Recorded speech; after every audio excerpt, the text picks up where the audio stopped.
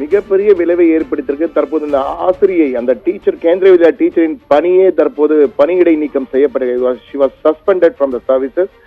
கேந்திரிய வித்யா டீச்சராக ப்ரொபேஷன் பீரியடாக அவரும் அவருடைய தோழிகள் அனைவருக்கும் பல இடங்களிலே, நாட்டின் பல்வேறு இடங்களில் போஸ்டிங் போட்டிருக்கிறார்கள். இவருக்கு பீகார் போட்டிருக்கிறார்கள். உடனடியாக பீகாரில் போட்டு ப்ரொபேஷனுக்கும் சென்றிருக்கிறார். ஆனால் தற்போது அவருடைய கருத்து, பீகார் குறித்து அவர் பேசிய கருத்து பெரும் வைரலாக மாறி இருக்கிறது. சமூக வலைதளங்கள் அவருக்கு கண்டனங்களையும் பெற்றுக் கொடுத்திருக்கு. அதே சமயத்திலே சிலர் வரவேற்பும் தெரிவித்திருக்கிறார்கள். அவர் சொன்னதில் மிக முக்கியமான கருத்து, பீகாரில் இருப்பவருக்கு கொஞ்சம் கூட சிவிக் சென்ஸ், குடிமை உணர்வு அடிப்படையே தெரியவில்லை, நாகரிகத்தின் அடிப்படையே தெரியாமல் இருக்கிறார்கள். எனவே பீகாரை இந்தியாவிலிருந்து பிரித்து விடுங்கள், பீகாரை இந்தியாவிலிருந்து தூக்கி போடுங்கள், அப்போதுதான் ரிமூவ் பண்ணுங்கள், அப்போதுதான் இந்தியா உருப்படும் என்ற வகையிலே, இந்தியா முன்னேற வேண்டும் என்றால் பீகாரை இந்தியாவிலிருந்து பிரித்து விட வேண்டும் என்ற வகையில் ஒரு சர்ச்சை கருத்தை பேசியிருக்கிறார்.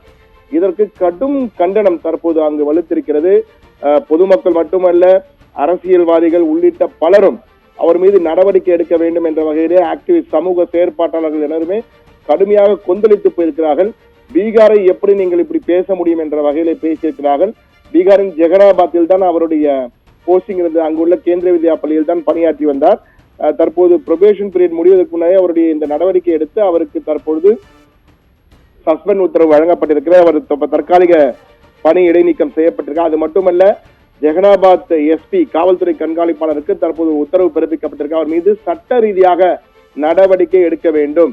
தேசிய இறையாண்மைக்கு எதிராக உணர்ச்சியை தூண்டும் வகையிலே தவறான கருத்துக்களை பேசி பீகாருக்கு எதிராக பேசியதற்காக அவர் மீது நடவடிக்கை எடுக்க வேண்டும் என தற்பொழுது புகார் கொடுக்கப்பட்டிருக்கிறது. எனவே அவர் மீது சட்ட ரீதியாக கைது நடவடிக்கை கூட எடுப்பதற்கு வாய்ப்புகள் இருப்பதாக தற்போது பேசப்படுகிறது. ஆனால் தற்போது அவர் பேசிய கருத்துக்கு சிலர் வரவேற்பும் தெரிவித்திருக்கிறார்கள். இது போன்ற மாநிலங்கள் இருப்பதால் தான் வளர முடியவில்லை, இந்தியா முன்னேற முடியவில்லை என்ற கருத்தும் தெரிவித்திருக்கிறார்கள். ஆனால் எது எப்படி இருந்தாலும் அந்த கேந்திரிய வித்யா டீச்சர் பேசியது, தீபாலி ஷா பேசியது மிகப்பெரிய சர்ச்சையை ஏற்படுத்தியிருக்கு என்றுதான் கூற வேண்டும்.